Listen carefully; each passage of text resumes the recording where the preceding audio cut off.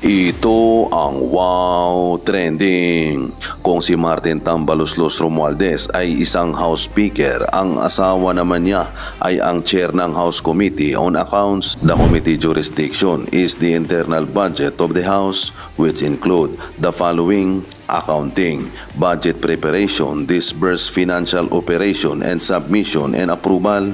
Tanong, tama ba itong sistema na ito? Bakit hindi man lang ito kinwestiyon ng mga henyo kuno na co-congressman? Mas inuna pa nilang pakialaman ang sahod ni Ka Eric at ni Dr. Loren Badoy. Galawang kupit, gagastos ng 39.7 million pero ang hinihinging budget 2,066,245,000. Ang laki ang ginawa pala ng mga co-congressman na ito. Ang sobra daw ay idideklara nilang savings na kung saan pwede nang gamitin sa mga tambaluslos at mga co-congressman ang pera na sobra sa iba. Kapag ganyan, no choice na ang mga congressman kung hindi sumunod na lang kahit may mali sa namumuno, kasi from the start, properly planned niyan. Hawakan ang pondo ng gobyerno, matindi pala talaga ang lakos sa kamera. Walang delikadesa, basta mekos-mekos lang para sa future. Pakialam nila sa word na hiya, hindi uso yan sa kanila.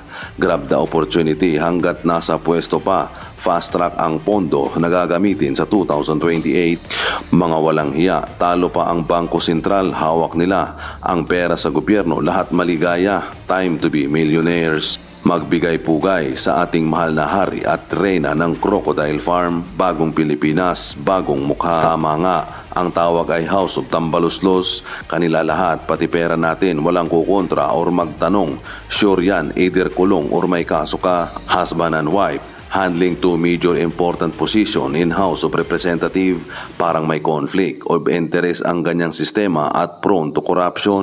This was allowed by the entire membership of House of Representative. Nobody, not even one brave soul from the House of Representative, dared question this kind of arrangement. Good vibes sa Galawang Kupit. Yang good vibes para lang yan po sa mga high. Hindi nyo po alam, ang salita pong good vibes, galing po ito sa drogahan. So, yan lang po ang gusto kong sabihin dyan, no? Dyan nag-umpisa yan, yung salitang GV. Yan ang tawag dyan, good vibes. Okay.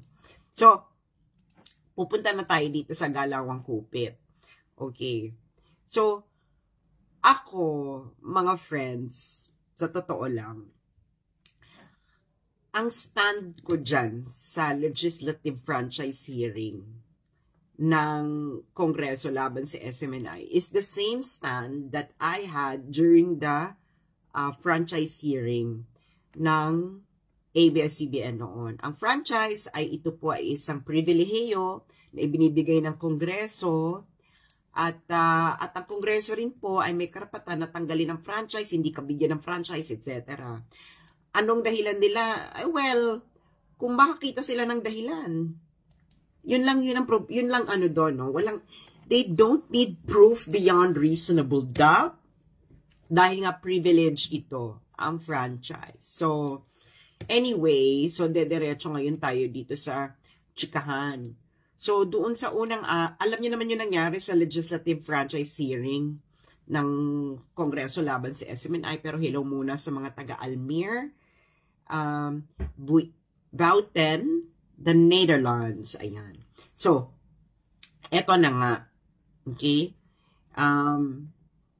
Hello July. Na-miss mo ako. Na-miss din kita. Charot. Anyway, so eto na nga. During the first franchise hearing ng SMNI, okay, pinabulaanan or kinontra ng financial officer ng Kongreso, ng House of Representatives, ang claim daw ng source ni Ka Eric Celis na 1.8 billion ang travel expenses ni House of Representatives, ng Speaker ng House of Representatives na si Martin Romualdez. Hindi na 1.8. So in total daw, ang House of Representatives daw ay meron lang daw 39.97 million travel expenses, 39.7 million. So, yan ang sabi nila ha, 39.7 million. Pero ang nakakaloka kasi, mga friends, ang nakakaloka kasi, kung 39.7 million lang pala ang gagastusin ninyo. Okay, ano na ba ngayon? December na. Okay, 39.7, maliit nga, 'di ba? Maliit. Pero bakit ang travel expenses ninyo sa 2023, ang hiniling po nila na travel expenses ng 2023 budget ng House of Representatives ay 2,066,245,000. So, ulitin ko, ang hiniling nilang budget for traveling expenses for 2023 ay 2,066,245,000. Yan ang nakalagay sa General Appropriations Act for the fiscal year 2023. Yaan ang traveling expenses, ang budget na hiniling ng House of Representatives. Okay? 2,066,245,000. Ngayon, ang sabi nila, ang nagastos lang daw nila ay 39.7 in total. Okay? So, bakit ka humiling ng 2,066,245,000 for your traveling expenses ng 2023? Pero ang iyong gagastusin lang pala ay 39.7 million. Sa mga ordinaryong mamamayan, sa mga mabubola nila, okay? Iisipin nila, ay, ang galing-galing naman ng House of Representatives. 2,066,245,000 ang hiniling na lang travel expenses, pero 39.7 million lang pala ang ginastos nila. So, papalakpakan sila ng mga taong walang alam. Pero ganito yan, mga friends, no? Ginagawa kayong mangmang na mga ito. Hindi ka po pwedeng humiling ng budget ng ganyan kataas, tapos ang gastos mo lang pala ay 39.7 million. Saan mapupunta yung hindi mo ginamit? Okay? May tawag dyan. Ang tawag dyan ay savings. Okay? Gagawin nila, i-declare nila yung savings. Okay? So, imagine, friends, okay? Ang hiniling nila ay 2,066,245,000. Yan ang hiniling nila. Okay? Ngayon, saan mapupunta? Okay? Saan mapupunta ang 2,026,000,000? Saan mapupunta? Okay? Ulitin ko mga friends. Ang hiniling na budget ng House of Representatives na nakalagay sa General Appropriations Act for the fiscal year 2023 ay 2,066,245,000. Ang ginastos lang daw nila according sa kanilang Senate, sa congressional hearing ng legislative franchise ng SMNI ay 39.7 million. Ang layo, di ba? 2 billion yung hiniling mo. 2,066,000,000. Ang ginastos mo lang pala ay 39.7 million. So, saan mapupunta yung 2,026,000,000? Ipapaliwanag ko sa inyo. Ang sobra, ang 2,026,000,000 na yan ay idedeklara nilang savings. Okay? Savings. Pero mali ito. Mali ito. Hindi ito ang tamang konsepto ng savings. Ipapaliwanag ko sa inyo ang tamang konsepto ng savings. Okay?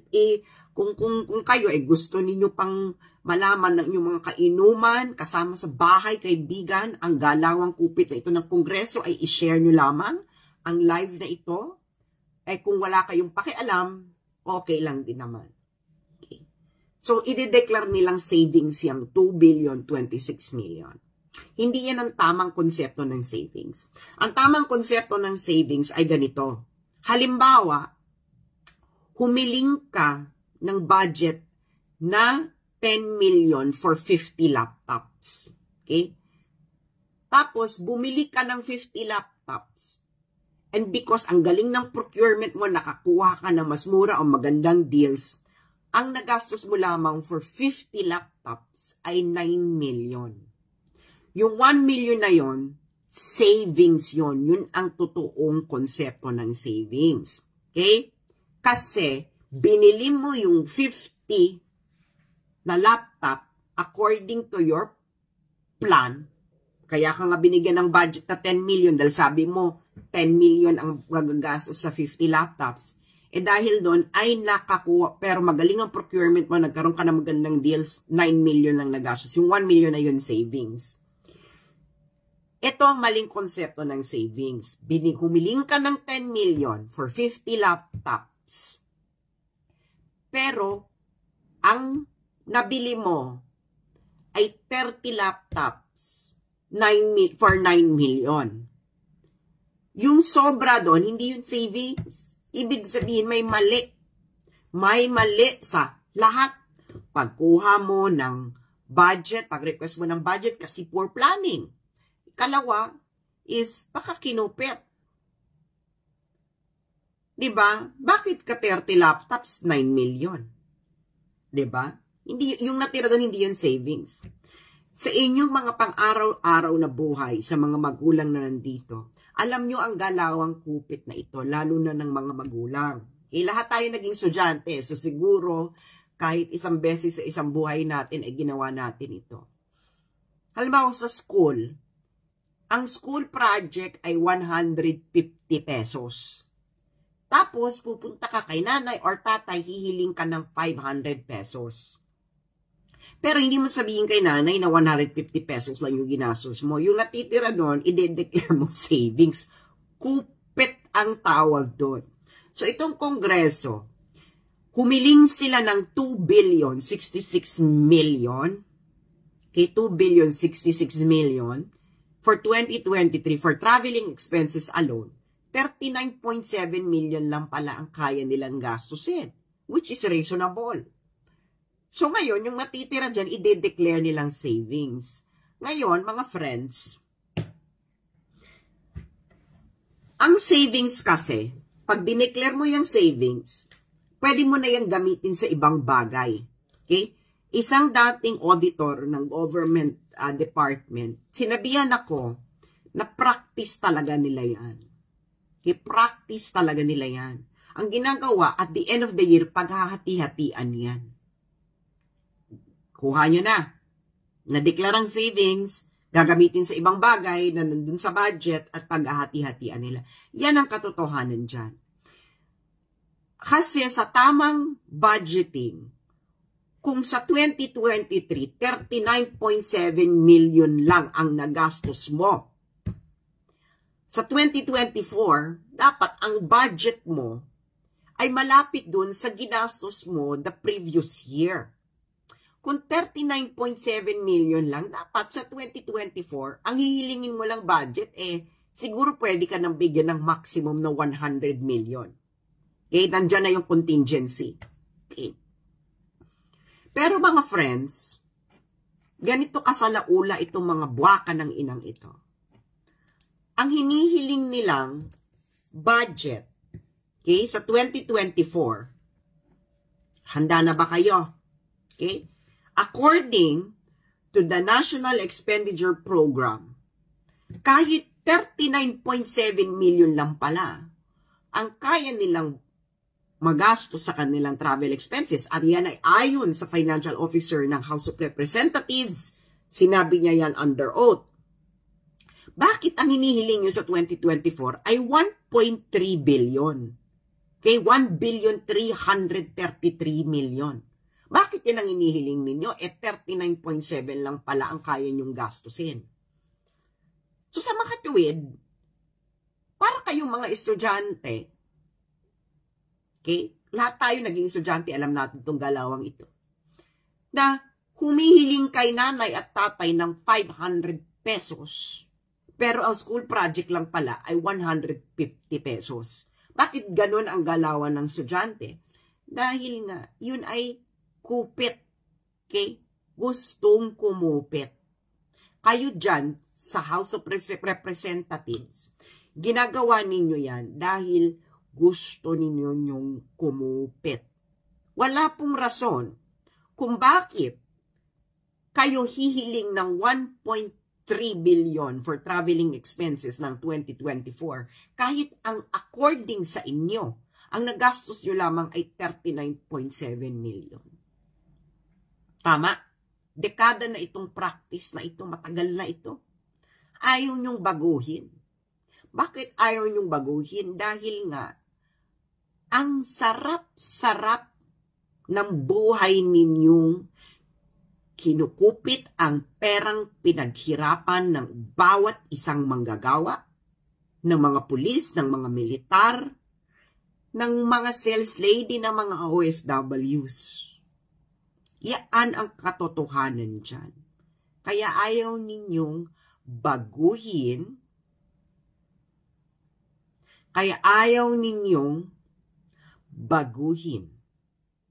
ang sistemang kupit na ito. Tas sa tingin ninyo, uunlad ang Pilipinas sa ginagawa ninyo itong sistemang kupit? O, sabi ni Arlene, gusto nga sobra para may ma-declare na savings. Yan ang katotohanan dyan. Okay? Wala akong pakialam kahit tanggalan ninyo ng franchise ang SMNI. My stand there is my same stand sa ABS-CBN. Ang franchise ay pribilehiyo at ito ay binibigay ng Kongreso.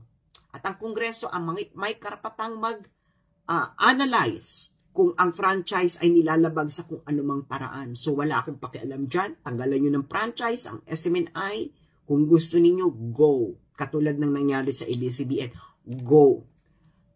Pero, kailangan nating bumalik pa ulit-ulit sa usaping ito. Na, bakit kayo humihiling ng 1,333,000,000 for 2024 sa inyong traveling expenses, pero ipinagmamalaki ninyo na 39.7 million lang pala ang nagastos ninyo for 2023 for traveling expenses. Hindi ba isa itong napakalaking kahunghangan? Ito po ay galawan ng kupitero. Ipaliwanag nyo nga sa taong bayan yan kasi wala po kasing hearing ang budget ng Kongreso, ng Senado man at ng House of Representatives.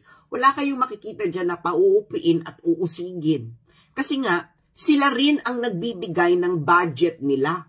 Wala pong checks and balance ang natatanggap na budget ng Senado at Kongreso, ng House of Representatives. They have the power to decide kung magkano ang kanilang kukubrahin sa pera ng taong bayan.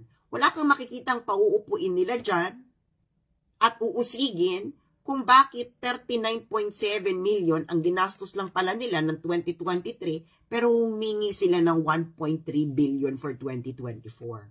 Pag ibang departamento ang gumawa ng ginagawa ninyo, House of Representatives, pauupuin nyo dyan yung head ng departamento na yon at pahihiyain nyo sa taong bayan. Pero kayo, ipaliwanag ninyo sa taong bayan. Ipaliwanag ninyo sa taong bayan. Bawat isa sa inyo. Bakit? Ano ang moralidad?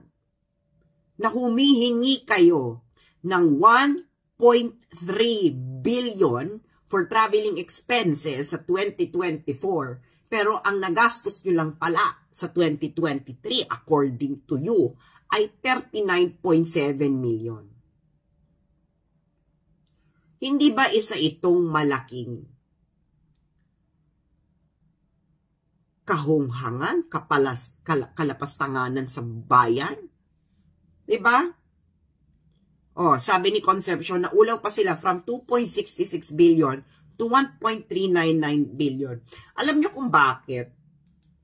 Kasi ilalagay na, iikot na naman nila yung pwede nilang pagkunan ng savings. Maraming pwede kasing pagkunan ng savings.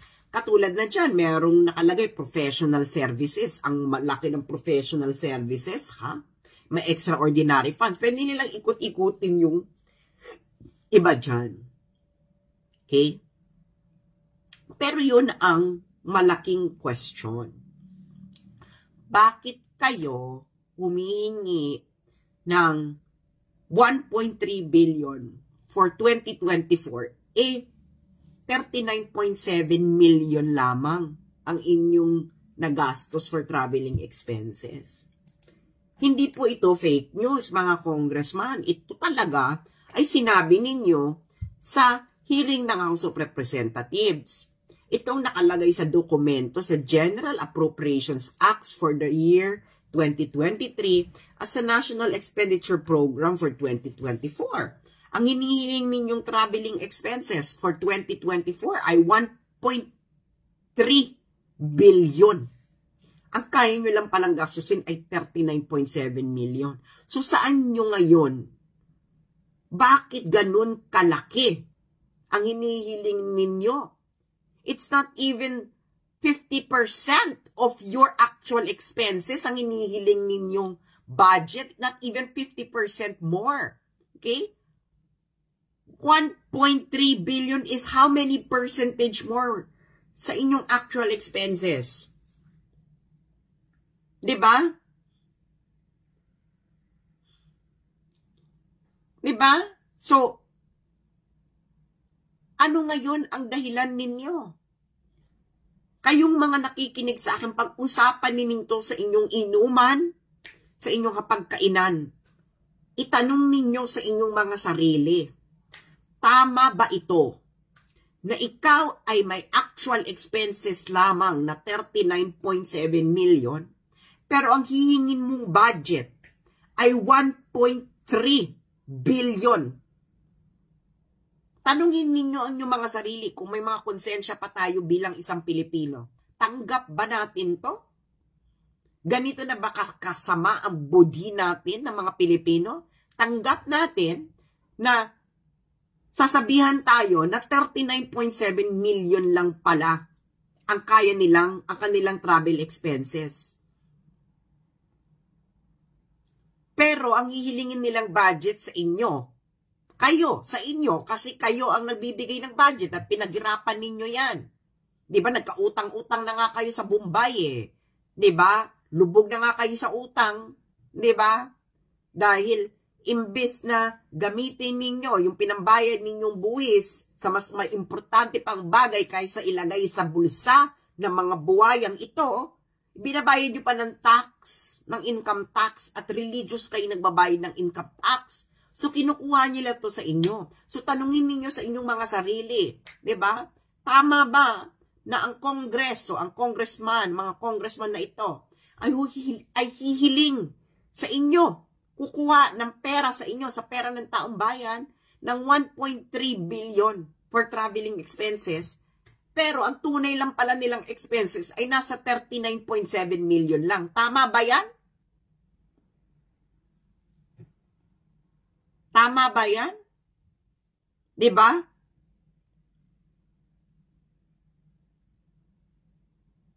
Tama ba yung ginagawa nila?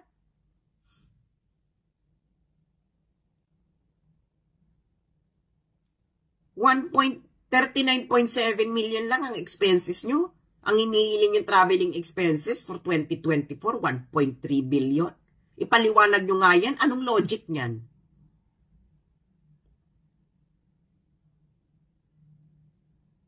Diba? Tanggalan nyo na ng franchise ng SMNI para matigil na. Para bumalik na tayo sa totoong issue ng bayan. Dahil ito ay ilang dekada ng problema. Hindi nyo pa maresolba. Gusto nyo, paulit-ulit lang kayong kumupit ng kumupit. Oh, di ba ang savings ay kupit? Hindi yan dahil efficient kayo. Dahil kung efficient kayo, hindi kayo hihiling ng budget na ganun kalaki. Pero ang actual expenses nyo pala, ganun lang pala kaliit. Ang dami-daming dapat nangangailangan ng pera. Ang mga public hospitals, kailangan nila ng pera. Ang mga nurses, kailangan nilang pasweldohin. Yung pera pala dyan ay nakatiwangwang lang pala sa inyo, kayo House of Representatives